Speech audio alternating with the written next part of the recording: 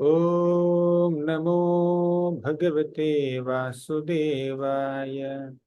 Om Namo Bhagavate Vasudevaya. Om Namo Bhagavate Vasudevaya.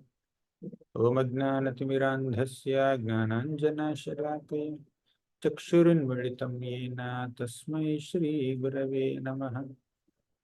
Namo Om Vishnupadaya Krishnapreshthaya Bhutale Srimate Bhaktivedanta Swamin iti namini.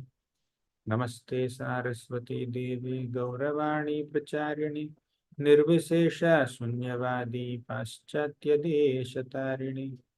Jai Shri Krishna Chaitanya Prabhu Nityananda Shri Advaita Gadadhara Srivasadi Gaura Bhakta Vrinda. Hare Krishna Krishna Krishna Hare Hare, Hare Rama Rama Rama Hare Hare. Hare Krishna. Today we are reading from Srimad Bhagavatam, Canto 7, Chapter 6, text number 7. Mugdhasya balye kaishore क्रीडतो याति vimshatihi jaraya grasta dehasya यात्यकल्पस्य विस्मितः विंशतिः मुग्धस्य बाल्ये कैशोरे क्रीडतो याति विंशतिः जरयाग्रस्तदेहस्य यात्यकल्पस्य विंशतिः. Translation and purport by His Divine Grace, A.C. Bhaktivedanta Swami Prabhupada. In the tender age of childhood, when everyone is bewildered, one passes 10 years. Similarly, in boyhood, engaged in sporting and playing, one passes another 10 years. In this way, 20 years are wasted. Similarly, in old age, when one is an invalid, unable to perform even material activities, one passes another 20 years wastefully. Purport. Without Krishna consciousness, one wastes 20 years in childhood and boyhood and another 20 years in old age, when one cannot perform any material activities and is full of anxiety about what is to be done by his sons and grandsons and how one's estate should be protected. Half of these years are spent in sleep. Furthermore, one wastes another 30 years sleeping at night during the rest of his life. Thus, 70 out of 100 years are wasted by a person who does not know the aim of life and how to utilize this human form. These are the teachings of Prahalad Maharaj to his dear friends. As we know, in the 7th canto of Srimad Bhagavatam, Prahalad was attacked by Hiranyakashipu in 100 different ways. Hiranyakashipu tried to kill Prahalad Maharaj in various ways, but he did not succeed. Then Hiranyakashipu had sent Prahalad Maharaj back to school. Actually, it is Shanda and Amarka who came to Hiranyakashipu and said, Hiranyakashipu, you could not kill Prahalad, and you are too much worried about his devotion to Lord Hari. Don't worry, he's a small child. His feelings and his emotions and his devotion and determination, all these are not of much relevance once he is little grown up. They may not continue also. So you don't have to worry so much. Better just send him to school. We will train him in dharmartha kamas. We will not speak about moksha. Don't worry about that. And eventually he will change. He will act like any other bona fide demon, not like a devotee. So you don't worry. You just send him to school. Then Hiranyakashipu again sent Prahalad to school. He attempted to kill Prahalad in so many ways, and he failed. Again, he sent him back to school. Then in school, Shanda and Amarka started training Prahalad Maharaj very systematically in dharma, artha, kama, politics, and how to discriminate between people as friends and enemies, and many other such materialistic topics. But Prahalad never found any excitement in all these teachings, because Prahalad was already satisfied with the teachings, spiritual teachings that he received from his spiritual master Narada Muni when he was within the womb of his mother Kayadu. When one is satisfied at heart with the spiritual teachings received from a bona fide spiritual master, one doesn't hanker for uh, any more education from material sources. Sanda and Namarkar are also teachers, appointed teachers. But Prahalad Maharaj was already satisfied with all the teachings, spiritual teachings that he received from Narada Muni. So he did not show any interest in the teachings of Sanda and Namarkar. So when the class of Sanda and Namarkar is completed, and when they give a little break to the children, then Prahalad Maharaj starts his classes, separate classes in the in the recess period. In the break period, Prahalad Maharaj started enlightening his own friends.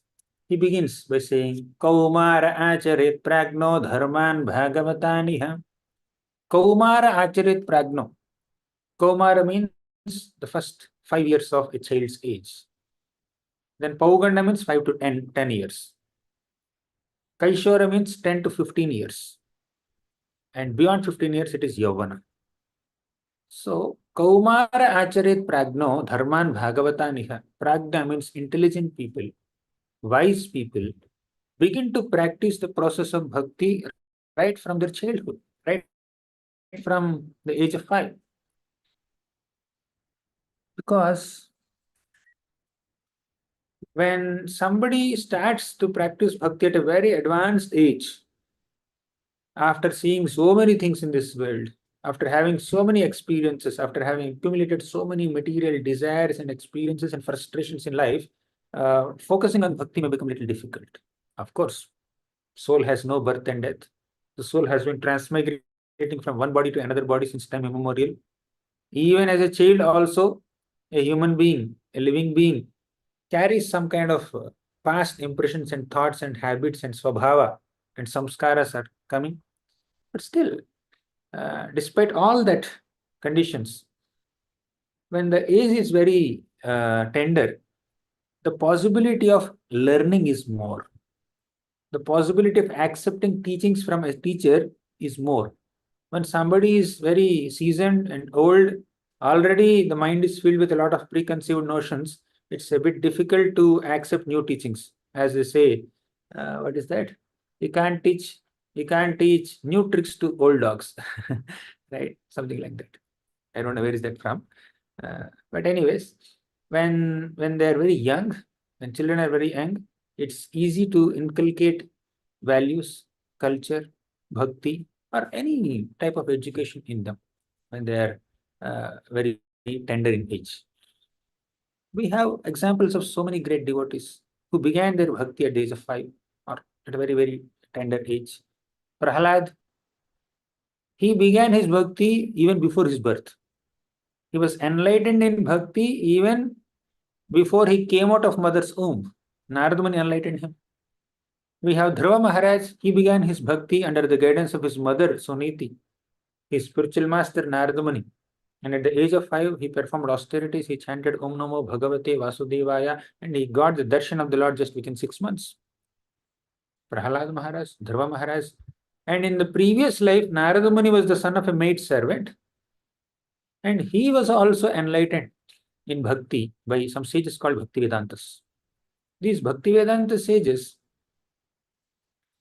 taught this little boy. He was a son of a maid servant. He was just 5 years old, but this Bhaktivedanta sages enlightened him in bhakti, and this boy, the name is not mentioned, so we'll call him Narada only, Narada Muni in his past life. So this boy passed through the stages of Shraddha, Sadhu Sangha, Bhajana Kriya. Eventually he came to the stage of Prema. He became a Premi Bhakta at the age of 5 because of the training given by the sages of Bhaktivedanta sages. And we also have the examples of Parikshit Maharaj, who was just a little child within the womb of his mother, Uttara. But by his good fortune, Uttara Mata was a great devotee. When a Brahmastra came to attack her, Uttara ran towards Krishna and she said, Pahi pahi mahayogin deva deva jagatpati na anyam tvadabhayam pashyet yatra mrityuh parasparam. Pahi pahi mahayogin. She said that, O Mahayogi, O great mystic Krishna, please protect me. A fiery arrow is coming to destroy my embryo. Let it destroy me, but not my child. In this way, Mother Uttara prayed, and Krishna entered within the womb of Mother Uttara and protected Parikshit Maharaj. Thus, Parikshit Maharaj had the darshan of Lord Krishna even within his womb, even within his mother's womb. So, as soon as Parikshit Maharaj came out of mother's womb, he started examining everybody. Who is that person whom I have seen in my mother's womb before my birth? He started examining everybody. So, therefore, he's called Parikshit Maharaj. Examine. He's examining everyone, right? That's why it's called Parikshit Maharaj. Pariksha means exam. Many people know, especially students know this. We have seen the example of Dhruva Maharaj, Prahalad Maharaj, Narada Muni in his past life, Parikshit Maharaj, and Uddhava also. As a little child, Uddhava was playing with dolls of Krishna. Even when his mother calls Uddhava for breakfast, Uddhava wouldn't come.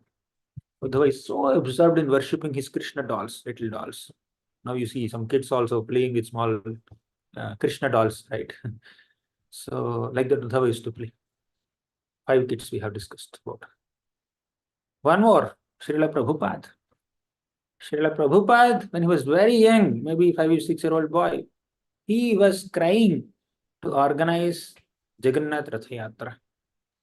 So his father took him to the market to purchase a little chariot so that he can organize a Jagannath Rath Yatra with other children. But somehow the chariot was very expensive.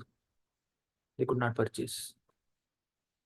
Then he was crying. Prabhupada was crying as a little boy, Abhay Charan. He was crying. Then one old lady saw Prabhupada and asked him, Why are you crying? Then Prabhupada's father, Gaur Mohan, said that this boy wanted a chariot. Then she said, I have an old chariot, please take it.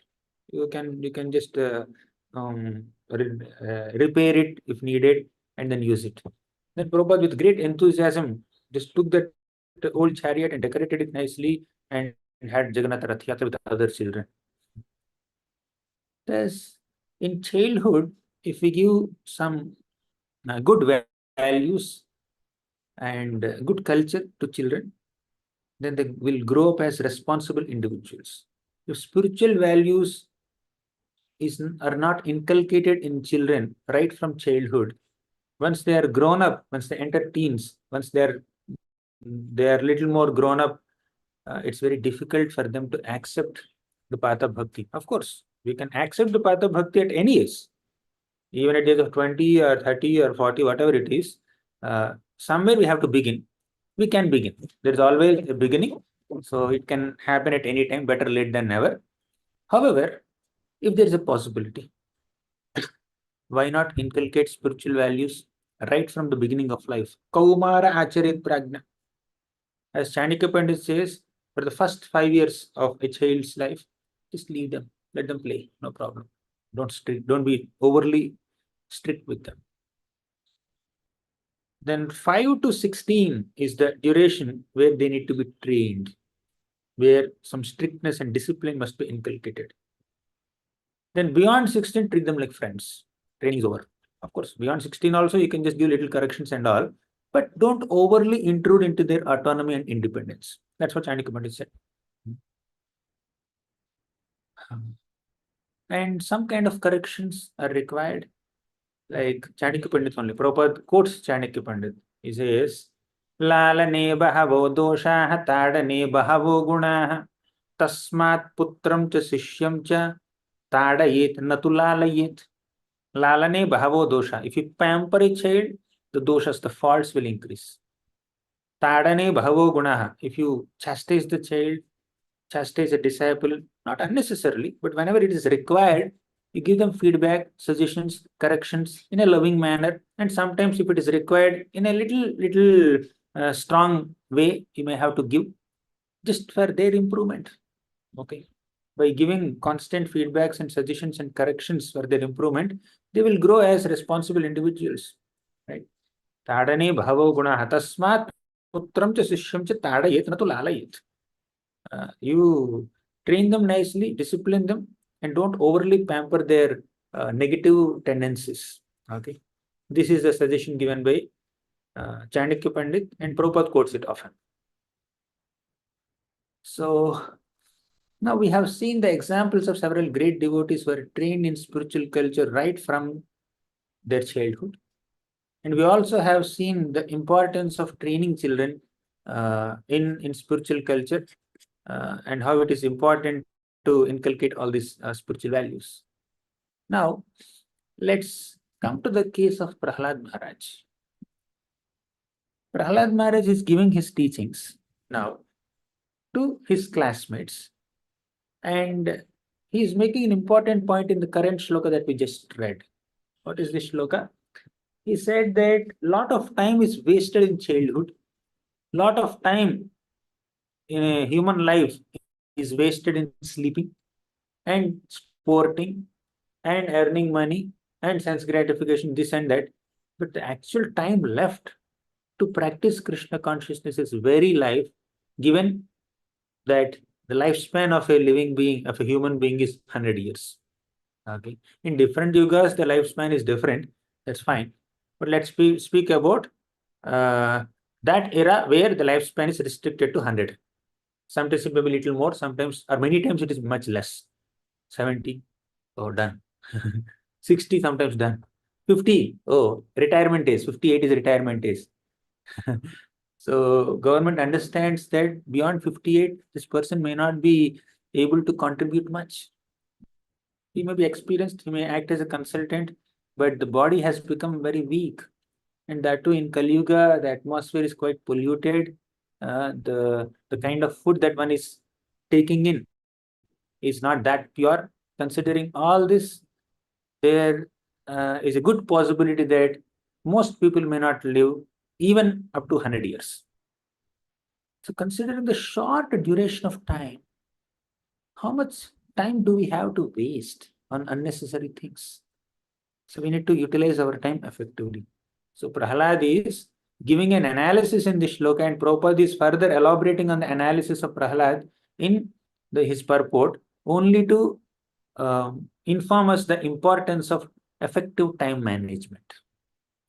Do the needful on a material plane to earn your livelihood, to survive, to maintain your body and soul together, but try to maximize the time that you spend on Krishna conscious activities. That's the message here. So Prahlad, he gives so many teachings to his friends and describes the importance of human form of life, and also describes and emphasizes on the importance of utilizing time very effectively. If 1 second is lost, even if you pay millions of dollars, you cannot get that second back. It's gone forever.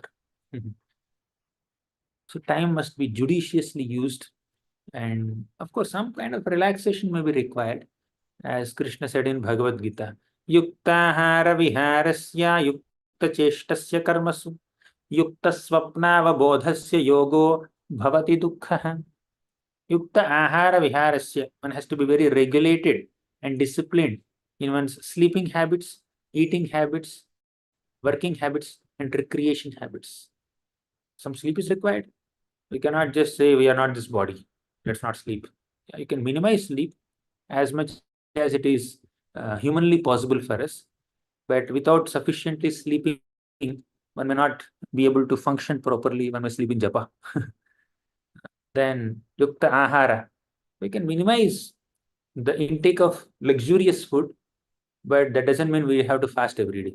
So eat as much as required for the bodily maintenance. Yukta ahara viharas. Working habits. Yes, we should not waste time. We should work productively, but that does not mean you keep on working, and you don't take any breaks. Some breaks are required, some recreation. Uh, so if the senses are restricted too much of restricting the senses will make one very hard-hearted. Too much of detachment, too much of knowledge, too much of sense control, too much of mind control, that makes one hard-hearted. Mind control is required. Sense control is required, no doubt. But but that should not make us very hard-hearted. Jnana and Vairagya without bhakti makes us hard-hearted. But Chaitanya Mahaprabhu spoke that bhalana khaibe, bhalana paribe. Don't decorate yourself so lavishly, and also don't eat very opulent food. So eat very frugally. He said that.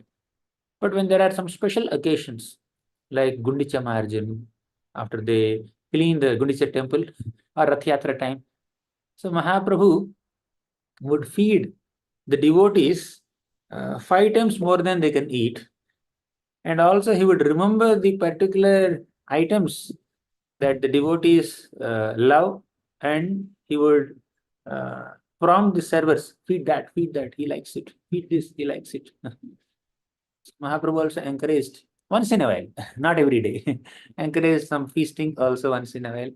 And there were some recreation also. Mahaprabhu would jump into Indrajumna Sarovar, and also Mahaprabhu's associates like Advaita Charya, Nityananda Prabhu, Ramananda Rai, then Gopinath Patnaik, then Sarvam Bhattacharya, all of them would just jump into the Indrajumna Sarovar and just start splashing water against each other. Some little spiritual fun. Satvaguni fun is okay, not tamoguni kind of comedy. Right? In the name of recreation, we cannot pull the legs of other people, we cannot crack mundane jokes, we cannot have some loose dealings. But some kind of humor is uh, also has some place in devotional interactions. But that's a spiritual humor. That's a humor, at least in Sattvagun, not Rajogun and Tamogun. So in this way, Yukta Ahara Viharasya Yukta Cheshtasya Karmasu Yukta Swapnavabodhasya Yogo Bhavati Dukkha. So we need to plan our time nicely. We need to utilize whatever time is available in our human form appropriately, so that we ultimately attain self-realization. So Bhagavad Gita and Srimad Bhagavatam give us so many inputs in regulating our life and leading a very balanced life materially and spiritually in both ways. Ultimately, all this discipline, balance, regulation in our life is required only to elevate our consciousness to Krishna consciousness. That's the ultimate goal. Now, Prahlad Maharaj, he received all these teachings from whom? From Narada Muni. Narada Muni protected Kayadu when she was being attacked by the Devatas. Devatas were trying to kidnap Kayadu and kill her child. As soon as she gives birth to the child, now Indra wanted to kill the child. Why? Indra thought, all the Devatas thought, that Hiranyakashipu was such a great, powerful, fierce, cruel demon, and his son also will be a demon like him. So better kill him now itself. Let's eliminate him. But Narada Muni came and informed the Devatas, hey, don't think that Hiranyakashipu's son, demon's son, will also be a demon. He will become a Mahabhagavat devotee. It's unbelievable. Now that we know the story, when I quote Narada Muni's statement, all of you can easily accept it. But just put yourself in the shoes of all the Devatas. Be in that situation. As Devatas, we are hearing for the first time, the son of Hiranyakashipu will be a Mahabhagavat devotee, pure devotee. It's unbelievable. But because Narada Muni said it, all the Devatas believed it. They offered obeisances to Mother Kayadu. She was pregnant at that time. They even circumambulated Mother Kayadu, and they left Kayadu in the care of Narada Muni, and they went to heavens. Then Narada Muni brought Kayadu to his ashram and started enlightening Kayadu.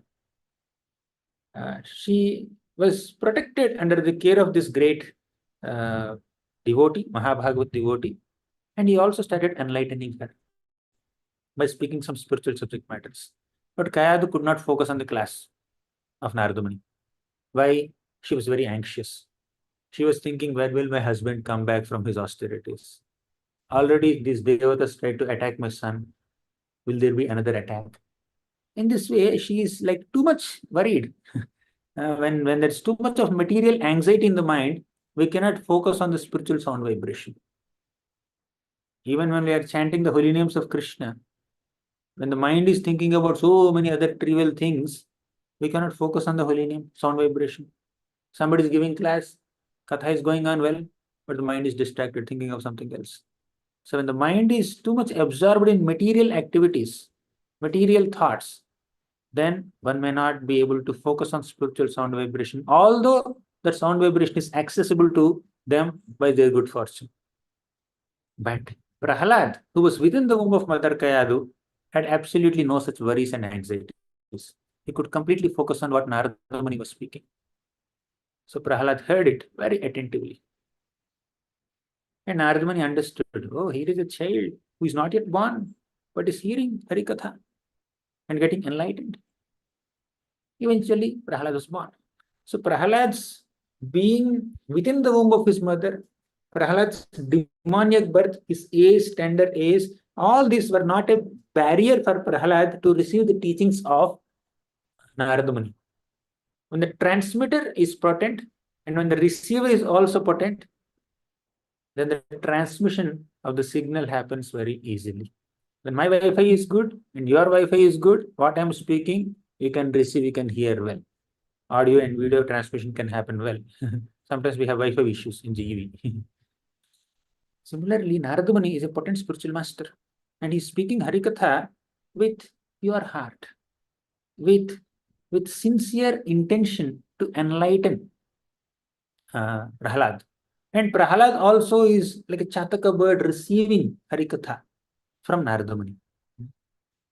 Here there is an eagerness on the part of the hearer and there is a pure intention on the part of the giver.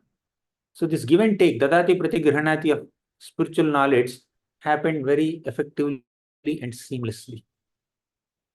What is the quality of a speaker of Srimad Bhagavatam?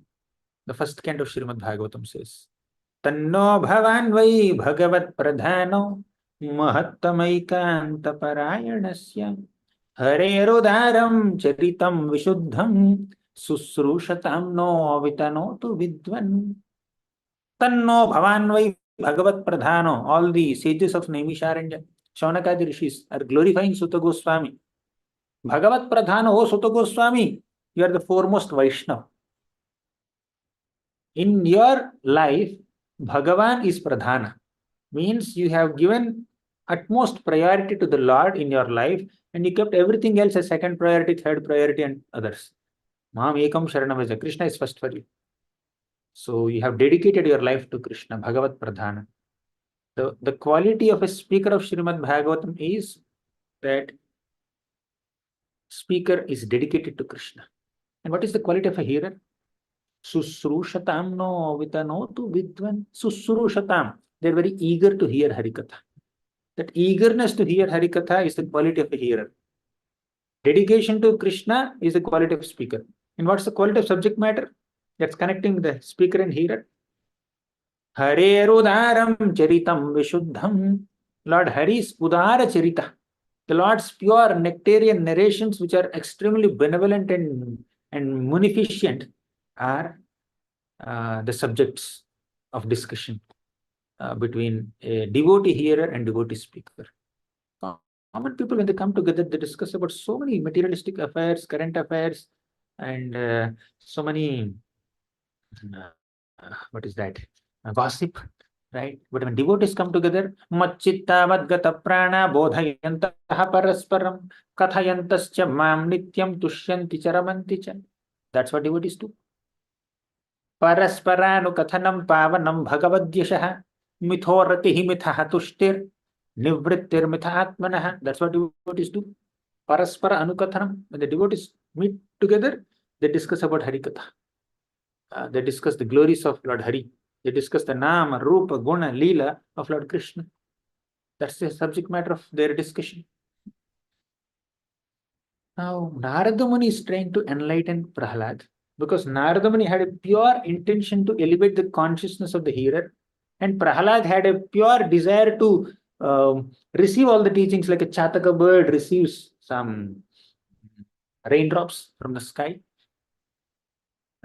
This Prahlad also is eager to receive. So the transmission of bhakti inspiration happened very seamlessly because it's done selflessly and it's received also sincerely. Sincerity on the part of receiver, selflessness on the part of giver. Therefore, there is seamless transmission of spiritual inspiration. Something similar is happening now in this chapter. Here is Prahlad Maharaj giving the same teachings that he has received from Narada Muni to his classmates. Again, the transmission happened very sincerely, very seamlessly, because Prahlad is a sincere teacher who is transparently transmitting the transcendental teachings that he has received from his transcendental guru Narada Muni for the transformation of his friends, classmates, isn't it? And what about the classmates? Are they eager hearers? Of course they are. All the little children, the classmates of Prahlad Maharaj, they found Prahlad's teachings more interesting than Shanda and Amarka's teachings. Oh, our teachers are boring us. They're speaking so many politics and dharma, artha, kama stuff. We are not excited with their teachings. We are more excited with the teachings of Prahlad, our dear friend, 5-year-old boy. When there is purity of intent, and when there is purity of content, when there is purity of intent and purity of content, even a 5-year-old child also can speak Harikatha and impress and inspire the hearts of the hearers. But when there is no pure intent and pure content, however eloquent you may be, you cannot inspire anyone or impress anyone. When we speak from our mouth very eloquently, when our voice is sweet, when you use good vocabulary, when your pronunciation is great, when your delivery is very stylish or whatever it may be, that will impress the ears of people. And when we speak very logically, good logic, good reasoning, our analysis is great, and our conveying of the point is with sound logic, then that will appeal to the intelligence of people. And when we speak from heart, then it will reach the heart of people. Speak from mouth, it will reach their ears. Speak from intellect, that will appeal to their intelligence. Speak from heart, that will reach the hearts of people. So, to speak from heart, there should be something in the heart. Krishna should be there in the heart. Love for Krishna should be there in the heart. When we love Krishna, then naturally, when we speak, we express our love for Krishna. What is speaking? What is Krishna Katha? What is lecturing on Gita, Bhagavatam, and scriptures? It's basically expressing our love for Krishna. To the degree we love Krishna, to that degree we can express our love for Krishna. Recently, His Grace Amarendra Prabhu came here to Govardhani College. So he was speaking on the glories of Srimad Bhagavatam.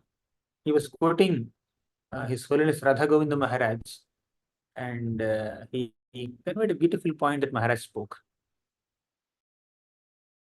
The point was that Srimad Bhagavatam is like a kitchen with all kinds of ingredients. So many ingredients are there. You have all these spices and grains and vegetables and whatever ingredients are there. If a neophyte cook goes into the kitchen, the neophyte cook will take few ingredients and process them in a certain way, and somehow manages to make some khichdi or upma or idli or dosa or whatever it may be, and it will have a certain taste. If the cook is neophyte, the taste of the product is also a little little mediocre. But if an expert cook goes there into the same kitchen, expert cook uses the same ingredients and probably uses the same time, same amount of time, and comes up with the most delicious item preparation and offers it to Krishna, and then when you eat it, wow, amazing, right? So kitchen is same, but cook is not expert, and second cook is expert. Similarly, Bhagavatam book is same, but when a devotee does not have sufficient love for Krishna, sufficient appreciation for the subject matter of Srimad Bhagavatam, sufficient connection and relationship with the pastimes of Srimad Bhagavatam, the presentation will not be effective, right? So I'm not speaking about the eloquence and the kind of slides that we use in our presentation. I'm not speaking about that presentation. I'm not speaking about the delivery part. I'm speaking about the expression of one's deep appreciation for the characters of Bhagavatam, for the philosophy of Srimad Bhagavatam, for the pastimes of Srimad Bhagavatam, for all the wonderful stories of Krishna and his devotees presented in Bhagavatam. So when we have love for them, and when we speak about them, that love, that appreciation that we have for them will be nicely demonstrated through our speech. Okay. So despite lack of vocabulary or lack of expertise or experience, right?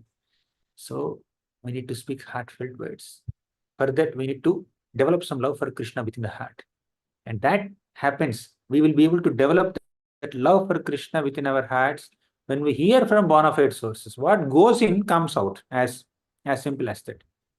What goes in comes out. When we are hearing from bona fide sources, when we are hearing from people who love Krishna, and their love helps us develop our love for Krishna. When we are reading books which are written by Vaishnava authors like Srila Prabhupada, Vishwanath Chakravarti Thakur, Baladev Vidya Bhushan, and many such Vaishnava acharyas, when we read their books, their love for Krishna is contagious, that will influence us, that will infect us, that will inspire us to love Krishna because they love Krishna. That's why it's very important to receive Harikatha, receive spiritual knowledge from bona fide sources. Like Prahlad received from Narada Muni, and all of us are receiving from Srila Prabhupada. Okay. So when we hear Harikatha or read about Lord Hari, ensure that the book we are reading is bona fide, the speaker that we are hearing from is bona fide, is in Parampara line. So then we will have that, we will develop that affection for Krishna. And then when we speak, then all that Harikatha will just come out as an expression of our love for Krishna. That's why Prithu Maharaj says, Sa uttama shloka mahanmukhachyuto bhavatpadam bhoja sudha kananila smritim punarvismrta tattva vartmanam kuyoginam no vitaratya lambaraihi. Sa uttama shloka mahanmukhachyuto. When pure devotees speak Harikatha from their mouths, when Harikatha is just emanating from their mouths, that sound vibration coming out of their mouths will carry the saffron dust particles at the lotus feet of Krishna, because they are carrying the lotus feet of Krishna within their hearts. Sa uttama shloka mahanmukhachyuto bhavat padam bhoja sudha kananilah. The nectarian dust particles from Krishna's lotus feet are present in the hearts of those devotees, and they will come out when they speak, and they will enter our ear holes. And through ear holes, they will enter our hearts. Pravishtaha karnarandhrena svanam bhavasaroruham dhunoti shamalam Krishna sarirasya yathasarat. Means they will completely destroy all the lust and envy and pride in our hearts. When we allow Krishna to enter our hearts through our ears, when we hear Srimad Bhagavatam, then our anarthas are cleared. And it's mentioned many times, many places. Nashta prayeshva bhadreshu nityam bhagavata sevaya. When you do nityam bhagavata seva, when you hear Bhagavatam, nityam, on a regular basis, from bona fide sources, and also when you render service to Bhagavata devotees on a regular basis, bhaktir bhavati naishtiki. Bhakti will become steady. Without regular hearing of Harikatha, our bhakti will remain unsteady. When you hear Srimad Bhagavatam and serve Bhagavatas on a regular basis, bhakti will become steady. You want to make your unsteady bhakti into steady bhakti? You want to make your anishtita bhakti into nishtita bhakti? Hear Bhagavatam. What is there between the stage of anishtita bhakti and nishtita bhakti? Anarthas are there. So anartha nivritti stage has to be cleared. So how will we clear that? Nityam bhagavata sevaya nashta prayeshu abhadreshu. That abhadra is anartha. Okay. Anarthas are cleared when we hear Harikatha, when we hear Bhagavatam from the right source, from bona fide source. So by dint of hearing Srimad Bhagavatam from the right source, and, and by developing that spiritual inspiration coming from a spiritually elevated personality, what happens is our words will become effective, our lifestyle will become pure, our thoughts, our emotions, everything will become pure. With that purity of consciousness, with that pure intention to enlighten others, with that pure content received from bona fide sources, when we speak Harikatha, we will make an impact on common people also. And that's what is happening with Prahalad now. Prahalad received all the teachings, spiritual teachings from Narada Muni, who had a pure intent, gave pure content, and now Prahalad is transmitting that pure content with pure intent again to classmates. And classmates are getting transformed. They are doing Harinam Sankirtan, isn't it? Prahalad Maharaj, although he's at the age of 5, although he's a 5-year-old child, the devotional advancement that he has made is unparalleled. Therefore, when Prahalad spoke, all the boys were influenced by Prahalad. They found Prahalad's teachings more effective, more relatable. They could connect with Prahalad's words more than the words of Shanda and Namarka. When we hear pure Krishna Katha from a potent devotee, from a sincere devotee, we will lose taste for other things. Itara ragavi smaranam druna. Gopis say, Krishna, when we get attracted to you, itara raga vismaranam, we completely forget other ragas, other attachments. Okay, so we lose taste. How many of you have felt that after coming to Krishna consciousness and starting to hear some Harikatha from some devotees whom you love, whom you like, you naturally give up some attachment to some trivial things, some bad things, some useless things? It just happens organically, naturally. Eventually, it happens. Itara raga vismaranam runa. To the degree we are rooted in hearing Harikatha from bona fide sources, to that degree we will be relieved from all material attachments. You may say, I have been practicing bhakti since long time, but I'm unable to get rid of this shortcoming that I have. I'm unable to overcome this anartha that I have. I'm unable to give up my attachments to this thing, this thing, this thing. Why it's happening? Because we are not sufficiently hearing Krishna Katha. We are not sufficiently chanting the holy names of Krishna. When we sincerely hear Harikatha, we'll be eager to chant holy names. We'll be eager to render service. So, entire spiritual life is based on the foundation of Shravanam. That's the first process. Out of the 9 processes, why Shravanam is first? In the previous chapter, when Hiranyakashipu asked Prahlad, tell me, what did you learn from your teacher? Hiranyakashipu meant teacher means Shanda Ramarka. But Prahlad felt that teacher means Narada Muni. Let me repeat what he heard from Narada Muni. He said, Shravanam Kirtanam Vishnoha Smaranam Padasevanam Archanam Vandanam Dasyam Sakhyam Atmanivedanam. He said, Shravanam, hearing about Krishna, Kirtanam, singing the glories of Krishna. Then he said the remaining 7 processes, but he began with Shravanam, then Kirtanam. Shravanam, Kirtanam, Vishnoha Smaranam. So Prahlad has heard teachings from Narada Muni. Now he is doing Kirtanam. Earlier, when he was in the womb of his mother, he did Shravanam. Now in his school, he is doing Kirtanam. And Smaranam is constantly happening. Okay, Shravanam, Kirtanam, Smaranam, all 3 are happening in Prahlad's life. And because Prahlad spoke bona fide teachings coming from Narada Muni, all the friends of Prahlad, classmates, were influenced, were inspired. When we are discussing Krishna Katha, that benefits the speaker, that benefits the hearer, that benefits the speaker by intensifying the speaker's connection with Krishna, and it also benefits the hearer by intensifying their connection with Krishna, and it also benefits all the other people who happen to be there in the conversation. One person may be speaking, one person may be asking questions, other people are just hearing. Vasudeva Katha Prashna Purusham Stri Punatihi Vaktaram Pruchrakam Shrotrum Statpada Salilam Yatha. Vasudeva Katha Prashna.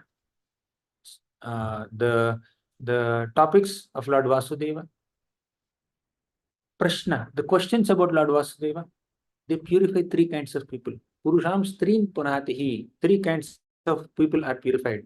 Who are they? Vaktaram means the speaker.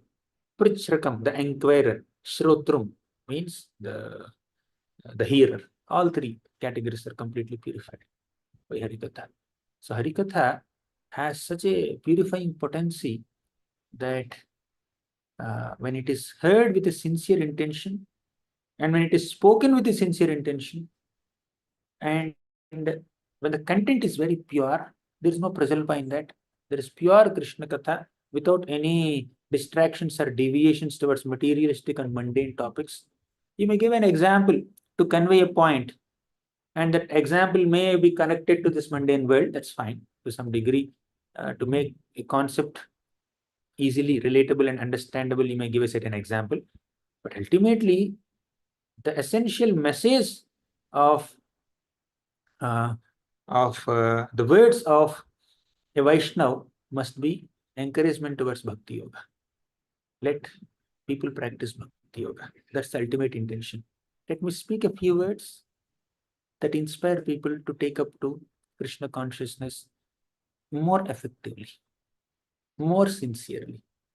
By hearing this 1 hour of Hari Katha, let their attraction towards Hari increase even a little bit. Let it increase at least slightly. That's the aim. That's the aim of a speaker of Harikatha, and that's the aim of a hearer of Harikatha also. And this kind of intention is there both on the side of hearer and on the side of speaker. Then naturally, the Krishna Katha conversations and meetings will result in development of devotional service, result in great transformation in the character of all parties involved. You see, in the Padyavali, Rupa Goswami says, he quotes one shloka.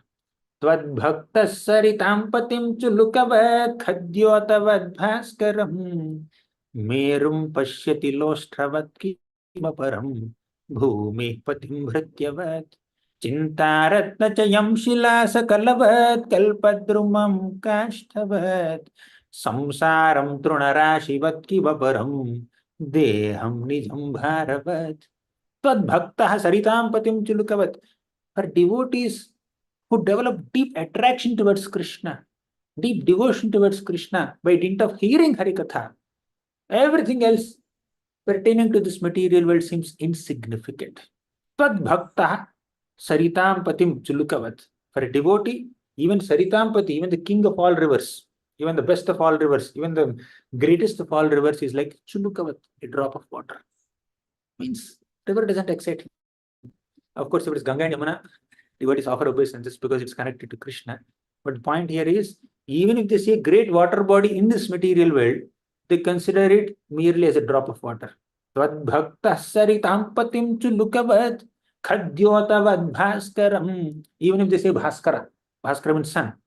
It's like firefly. Means not to minimize the position of Bhaskara, sun, but basically the greatest source of light also doesn't appeal to them. Real Bhaskar is Krishna. He is Yoga Bhaskara. He is Krishna Surya Sama. Maya hai Andhakar. So they're excited with Krishna. The sun, the moon, the mountains, and the rivers, and whatever paraphernalia is there in this material world doesn't excite them. Tvad saritam patim chulukavat khadyotavad bhaskaram merum pashyati loshtravat kimaparam. Merum pashyati loshtravat. They will see big Meru mountain, golden mountain. They will think that it's a small piece of stone, a pebble, nothing more than that. Merum pashyati loshtravat kimaparam bhume patim bhrityavad. Bhume patim bhrityavad. King, you think he's a servant.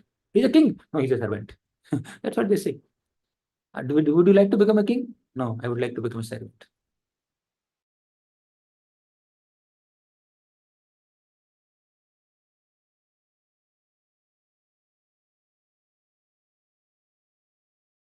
If you keep me in the the mode of a devotee. Bhakta saritam patim chulukavad khadyotavad bhaskaram merum pashyati loshtravat kimaparam bhume patim hrityavad.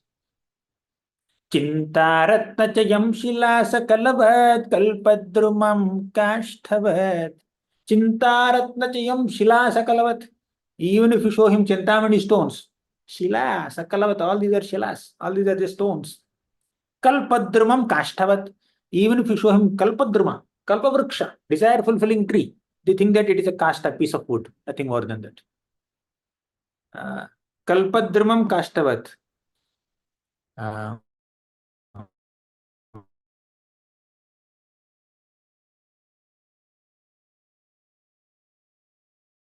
And samsaram truna, entire samsara, this material existence is tranarasi. It's just a pile of grass. Seeing grasses, cows may get excited, but not devotees. So, Chintaratna chayam shilasakalavat, and then samsaram trunarashivat, because nothing in this entire material existence excites a devotee. And Deham Nijam Bharavat, even this one's own body, material body, which is very dear to any embodied living being, that is a bhara. Why am I carrying this burden of this material body? So much of flesh, blood, bones, urine, stool, mucus, bile, etc. Why am I being entrapped in this material body? You would just think like that. For them, devotion is ultimate. Let people criticize me, doesn't matter. Let people ridicule me, doesn't matter. Prahalad, now he's giving teachings. After some time, his classes will be stopped by his own father. Teacher Shanda and Amarka will come. When I stop classes, the Shanda and Amarka were thinking, when we stop classes, he starting classes. He is giving some spiritual classes. He is speaking about Hari Bhakti. They immediately ran to Hiranyakashipu and complained, see, your boy is not giving up Hari Bhakti. He is also spoiling other children also, inducing them also to become devotees of Lord Hari. If you live like this, the next generation will become devotees of Krishna. Do something. So, materialistic people are more excited in creating obstacles in the path of devotional service of devotees. That's what Shanda and Amarka are doing. That's what Hiranyakashipu is doing. Hiranyakashipu would be stopped. And earlier and later also, Hiranyakashipu was chastising Prahalad. Shanda and Amarka were chastising, and other demoniac people who are supporters of Hiranyakashipu's philosophy, they were chastising. But Prahalad did not deviate from bhakti even slightly. Even a little bit also he did not deviate. In the Mukundamala Stotra, Kulashekara Alvar says, one shloka. He says that Tadrik Premadharanu Raga Madhuna Mattaya Manam Tume. Because a devotee experiences love of Krishna at every step, still, therefore, even if people just criticize devotee, even if people ridicule him, devotee wouldn't bother. Chittam naiva nivartate kshanamapi Sri Krishna padambujan Nindantu priya bandhava gurujana grihnantu manchantu va Durvadam parighoshayantu banuja vamshe kalankostu va Tadrik prema dharanu raga madhuna mattaya manam tumi Chittam naiva nivartate kshanamapi. Let my chitta not be deviated from the thought of Krishna's lotus feet even for one kshana, one moment. Chittam naiva nivartate kshanamapi Sri Krishna padambujan Nindantu priya bandhava gurujana. Let my elders, priya bandhava, my relatives, gurujana, my own teachers, let them criticize me. Nindantu priya bandhava gurujana grihnantu manchantu va. Let them accept me or reject me. I don't mind. Durvadam parighoshayantu manuja vamshe kalankostu va. Let there be gossip about me.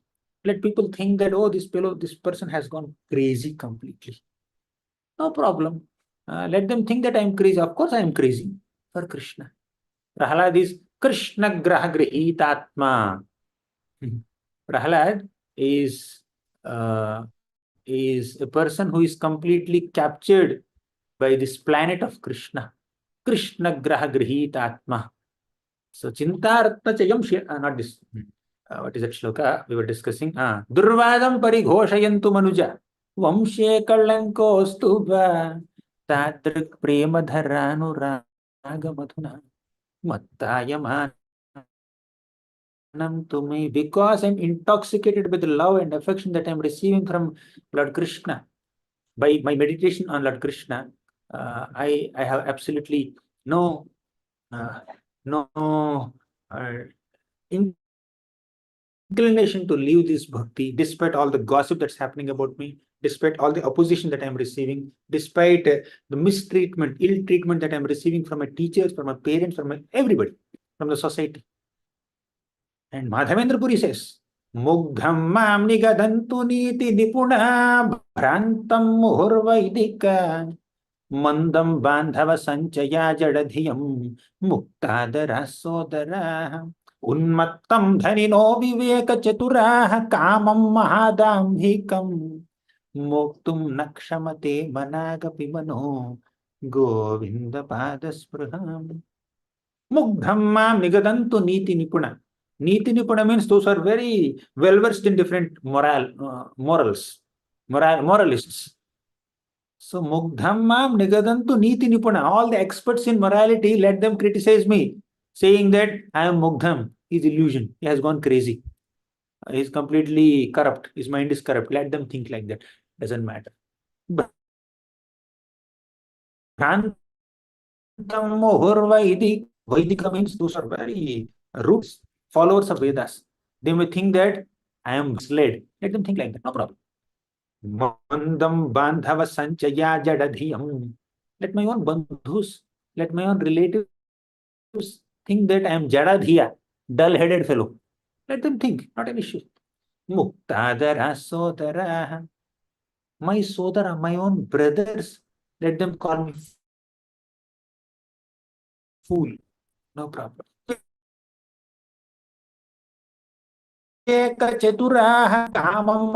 Extremely intoxicated person. Wealthy people, dhanino, viveka chaturaha. Very wealthy people may think that I am mad. He's unmatta, mad fellow. Let them criticize. What difference does it make?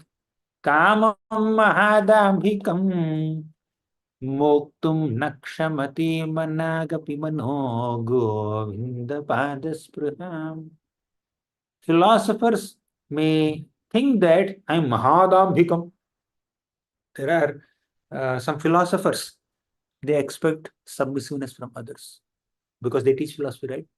But here is a devotee who is not being submissive to dry speculators and philosophers. He is being submissive to Krishna and in his own ecstasy. There is Prakashananda Saraswati, a great philosopher, a great gnani. He thought that Mahaprabhu, oh, Chaitanya Mahaprabhu, Krishna Chaitanya, oh, he's a sentimentalist. With other sentimentalists, he's just jumping up and down, dancing, chanting holy names of Krishna. So, oh, he's a sentimentalist. So, Prakashananda Saraswati criticized Lord Chaitanya Mahaprabhu like this.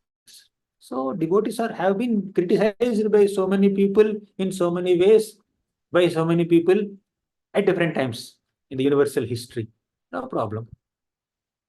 Govinda Padaspraham. Let me never deviate from my attachment to the lotus feet of Lord Govinda. Let my determination to serve the lotus feet of Govinda not be deviated even for a moment. This is the mood of a devotee. Okay. Determination is never slackened. So Prahlad Maharaj is rooted in Krishna consciousness. And he attained that Krishna conscious state by the blessings of his Guru, by the blessings of Narada Muni. So when we have a elevated Vaishnava as our Guru, And when we sincerely receive those teachings from the Guru, sometimes Guru may be very important, but the disciple is not sincere enough.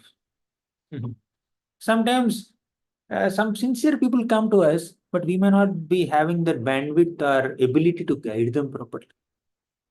But here is a wonderful combination. Guru is potent, disciple is sincere. A wonderful combination. Sometimes, although somebody may be sincerely looking for some inspiration, the people whom they come in contact with, certain gurus, they may not be able to guide them. They will misguide them. One of the qualities of Kali Yuga people is to be misguided. Right? What is that shloka?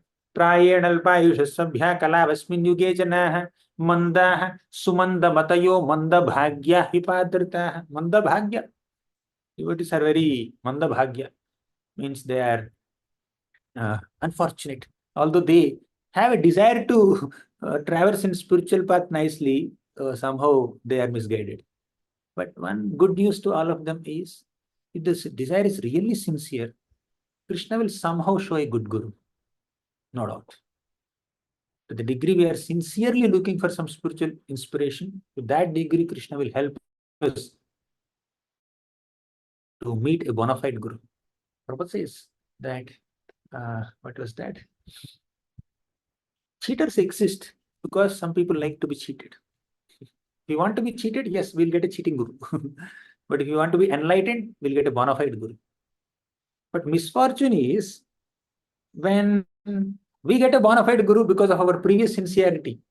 And if you don't effectively utilize the association of that guru, teachings of guru, because of slackening sincerity, because of certain anarthas, then we are very unfortunate. Getting a guru is very difficult. Receiving teachings from guru is very difficult. And if we don't stick to those teachings, losing that opportunity will be easy. So let's not lose that opportunity. So we have discussed so many things today. But essentially the point that I wanted to convey based on this little shloka that we have studied is that Prahlad received wonderful spiritual teachings from his guru Narada Muni, and he's transmitting those teachings to his disciples, or actually his classmates, in the form of the children of so many demons. So he received sincerely and is transmitting sincerely. His guru is potent, he's now acting as a potent guru. Therefore, transmission is possible. So the external of their being little children, their tender age, all these were not obstacles for them. When there is a sincere intention to serve Krishna, to be connected to Krishna, no obstacle can obstruct us on our journey to Krishna. Madguna shruti matrena mai sarva guhasaye manogatira vichhinna yatha gangam bhasum buddhav. When a devotee loves Krishna, as soon as the devotee hears the qualities of Lord Hari, their mind just runs towards Krishna, just like Ganga flows towards the ocean despite so many obstacles. Tvayi menanya vishaya matir madhupate sakrit ratim udvahata dadha gange vogham udanvati. Kunti Mata prays, O Lord, let my mind completely flow towards you. Just like Ganga flows towards the ocean, let my mind totally run towards you, run behind you. When will our minds run behind Krishna? When will we feel that intense urge, intense attraction towards Krishna? When we hear Harikatha nicely. The mind runs towards Krishna, the mind constantly thinks about Krishna to the degree we equip ourselves with knowledge about Nama, Rupa, Guna, Leela. Not like a Gnani, but like a Bhakta. Hear Harikatha. Know more about Krishna. Know more about Krishna's Nama, Rupa, Guna, Leela. So all that will help us in Smarana. Without sufficient Shravanam, how can we do Smarana? If Smartavya Satatam Vishnu, Vismartavyo na Jatichit is the essence of all vidhis and nishedhas. Always remembering Krishna and never forgetting Krishna is the essence of all rules and regulations and prescriptions and prohibitions in all the Vedic literatures. How do we should understand, how do we come to that stage of always remembering Krishna? Shravanam. When we hear about Krishna sufficiently from bona fide sources with sincere and pure intent, then that will eventually lead to smaranam, regularly remembering Krishna's nama, rupa, guna, lila. ग्रंथराज Shrimad Bhagavatam की जय, श्रील प्रभुपाद की जय. Thank you, Prabhuji. Hare Krishna. What a beautiful class, like always. Thank you, Divya Gaurangi Mataji, for posting all the verses. And thank you, dear devotees, for staying there. Such a beautiful class. Revati Mataji, your comment, I think everybody is agreeing. Creme de la creme class, Prabhuji. Very beautiful class. So, dear devotees, if anybody has any questions or comments, you can please raise your hand and Prabhuji can answer the questions which are beneficial to everyone. Dear Pradhan Prabhuji, do you have any question? I see you're unmuted.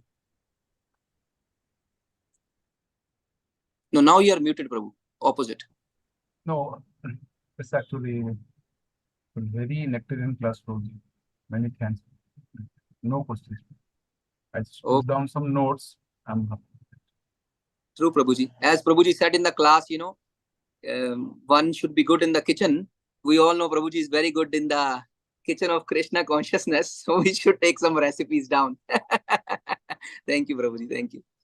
Radha Shakti Mataji. Hari Bol. Dandavat Pranam. Hare Krishna, Prabhuji. Thank you for such an amazing class. It was very inspiring. My question is, Prabhuji, so I saw that you were reciting so many verses. Right now, I'm also trying to learn verses, but I'm not getting inspiration to learn verses because I do not preach. And in the past, what happened, whatever I have learned, all the verses, I have forgotten those. So I do not get the inspiration to memorize the verses from Bhagavad Gita, Bhagavatam. So can you please elaborate on this?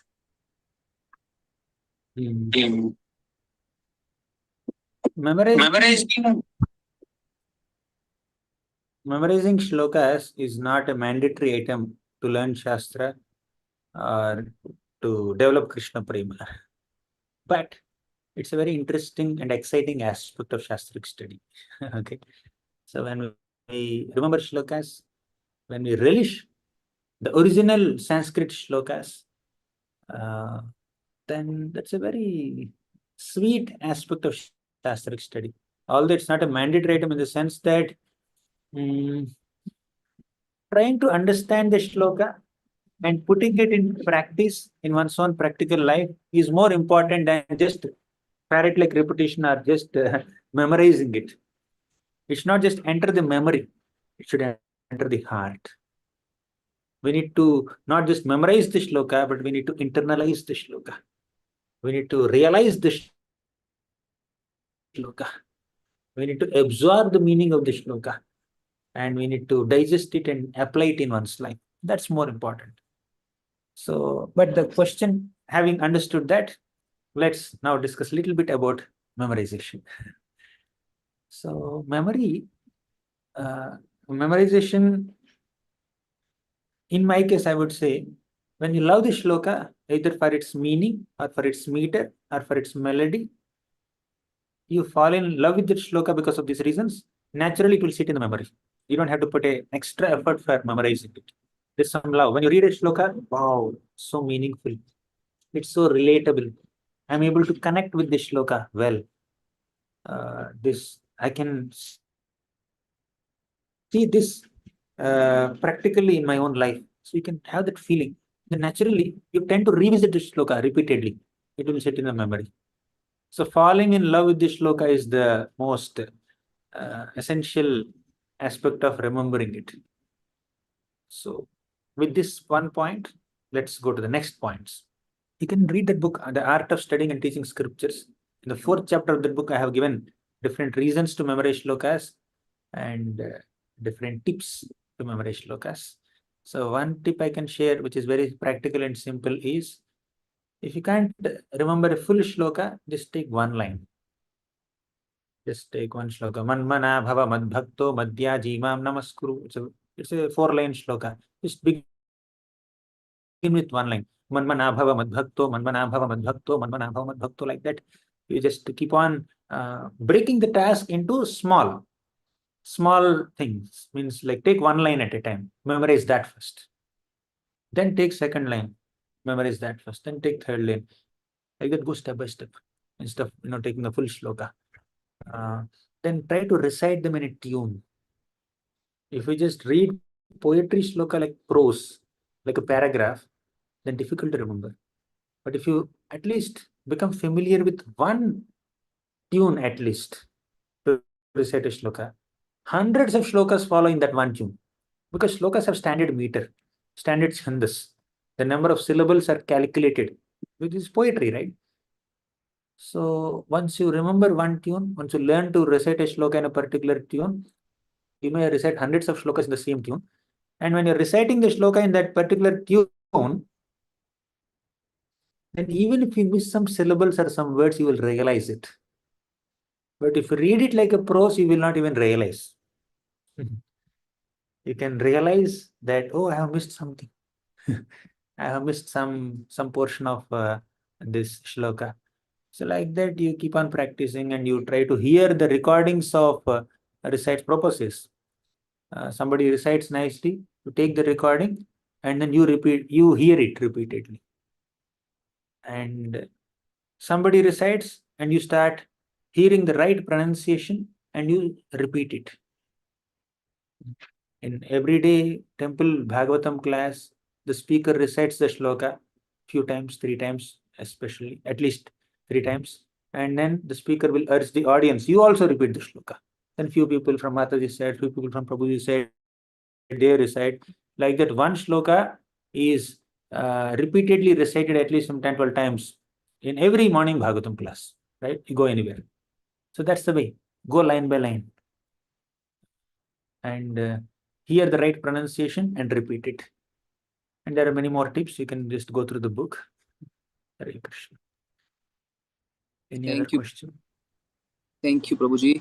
Yes, Mataji. Prabhuji also has a video on YouTube actually, and it works, Mataji. I have tried it personally. Whatever Prabhuji said, if you follow it, Mataji, it completely works. You will learn the shlokas very, very, very soon. Thank you, Prabhuji. Divya Mataji, Hare Hari Bol.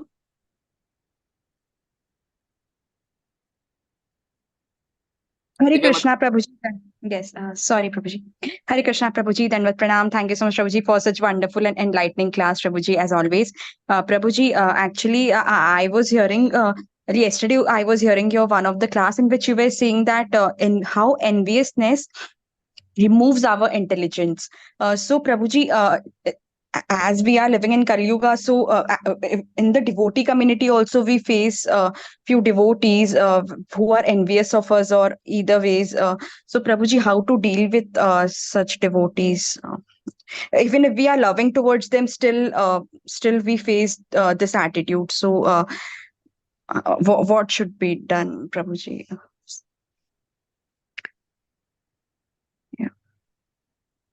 First check that we need to do is, am I perceiving envy in them because of my pride? When we have pride in us, we may perceive envy in others. They're envious of me. Probably because I am proud of my greatness. That's why I'm seeing seeing envy in them. So that's the first check that we need to do. Of course, when we have envy, also we see envy. World is a mirror of our own consciousness. When we have envy, we see pride in others. When we have pride, we see pride in others. We see envy in others. When we have envy, we see envy. When we have pride, we see pride also. Like that, world is a mirror of our own consciousness. First, we should give a benefit of doubt. They may not be envious. I am perceiving envy, or I may be proud. But if you do that check, you don't have envy or you don't have pride, at least towards them. But they are genuinely envying you. So what to do with such people? One answer could be, try to serve them, try to please them. They may be envious of you, they may be uncomfortable with your high position, great position. Therefore, you try to show your good nature towards them, either by service or good words or support or appreciating them. So if somebody is envious of you, you try to appreciate them nicely. Then they will think that I am envious of this person, but this person is not envious of me.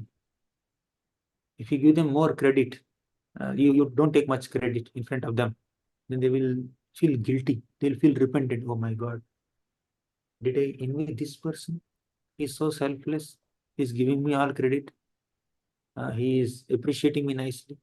So when other people are showing their bad side, we can show our good side to them. Then they will voluntarily give up their bad nature, bad perspective. But because they are showing their bad side, if we also tend to show our bad side, then the situation will become more bad. However, despite showing our good side, if they are continuing to show their bad side, then we need to do the needful to protect ourselves. That is important. We should not allow ourselves to get exploited by others in the name of tolerance, in the name of humility. Okay. So that is one care that we need to take.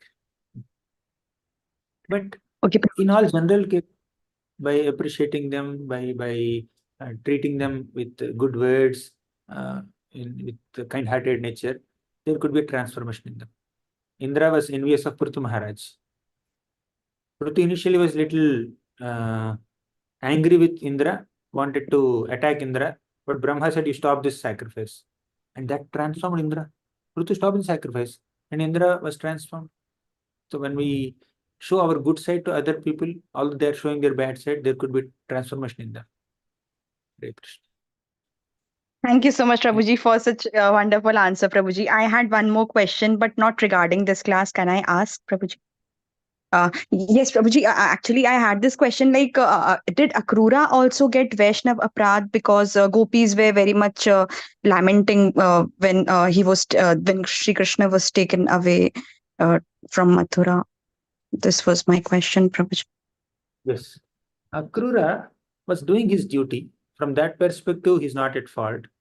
But although we are doing our duty, when some people, genuine people, are affected by our performance of our particular duty, we should have at least some little sensitivity and empathy and sympathy to go and console them, pacify them, say that I didn't mean to trouble you in this way, but what to do? I'm helplessly acting as an instrument according to the will of my superiors. I'm doing it. Please forgive me.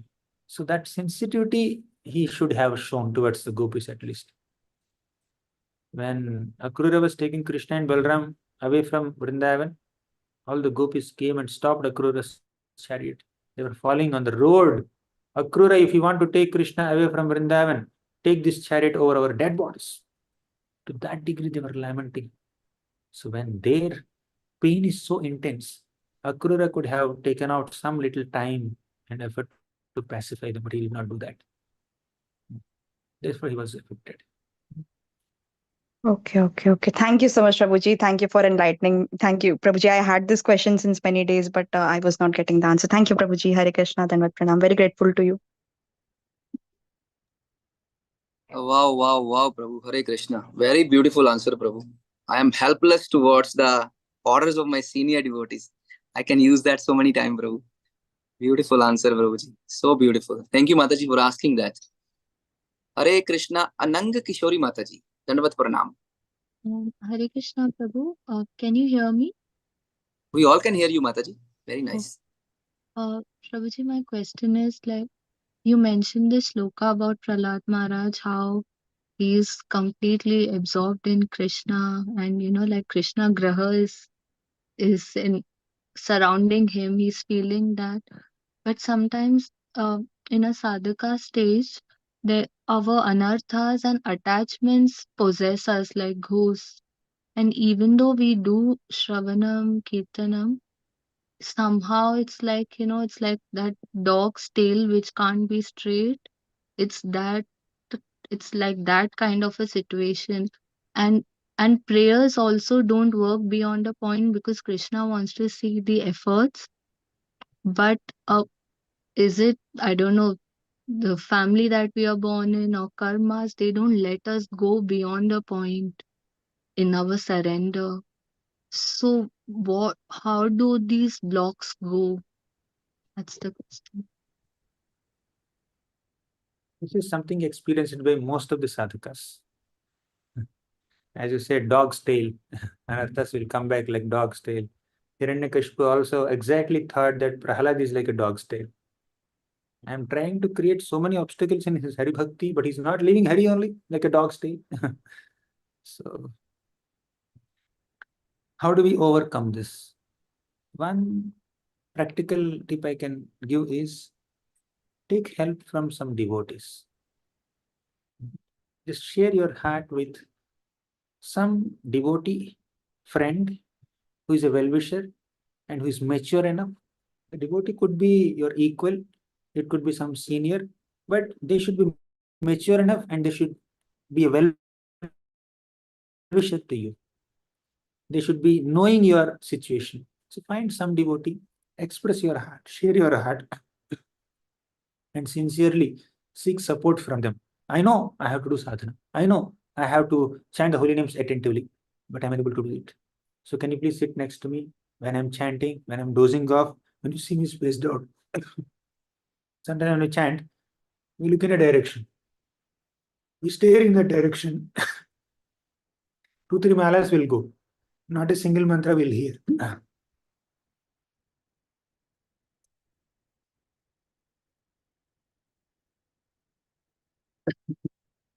So we are so distracted in our japa sometimes.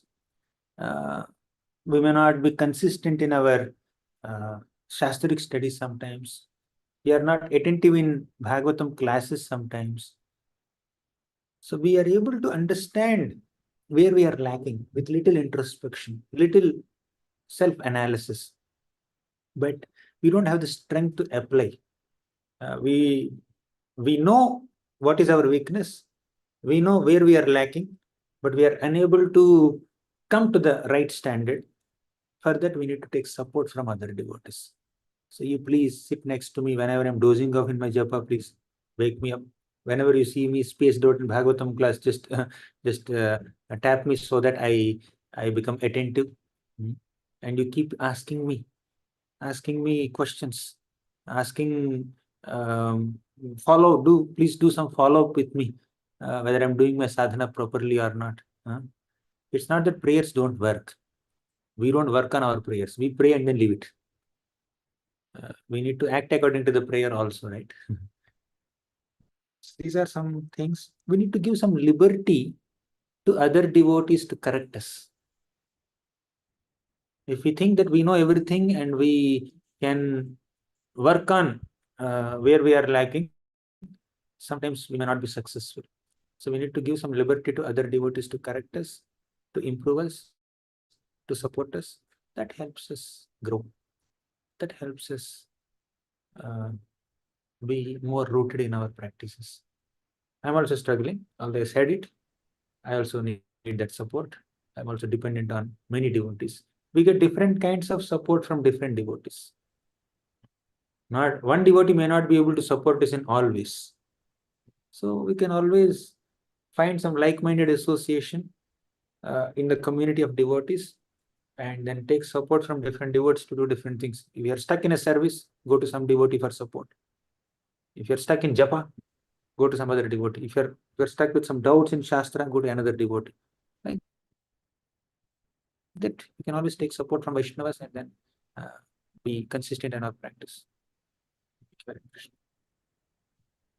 Very beautiful answer. Thank you, Prabhuji. Thank you, Mataji, for asking that question. That is true, Prabhu. When we are stopped and when we are corrected, that is when the ego is busted, right? And then that, our ego, I am this and I am that. When we are stopped and corrected, that's when that is busted. So true, Prabhu. So we should take actually as Krishna's mercy because our ego is going away. So, dear devotees, I don't see any more questions. Prabhuji, there are so many chat messages, of course. Like always, everybody is praising the class, and that's true. Everybody loves your classes, Prabhuji. Special thanks to Divya Gaurangi Mataji for posting all the verses and books and YouTube links. So, dear devotees, if nobody has any more questions or reflections, somebody is there. Hare Krishna, who is there? Hare Krishna, Prabhuji, Dhanavad Pranam. Thank you, Gauranga Darshan Prabhuji, for the wonderful class. Thank you so much. Very, very beautiful nectarian class, Prabhuji. Thank you. Thank you. Thank you, Hare. Mataji, for inviting Prabhuji on the call all the time. Thank you for that. So, dear devotees, if everybody can unmute themselves, let us pay our obeisances to Prabhuji and all the assembled Vaishnavas. Vancha Vancha kalpatarubhyascha sindhubhyeva pathanam pavanebhyo vaishnavebhyo namo namaha. की जय की जय, Srila Jai, Prabhupada Jai. की जय प्रभुपाद की जय, His Holiness जय। Gauranga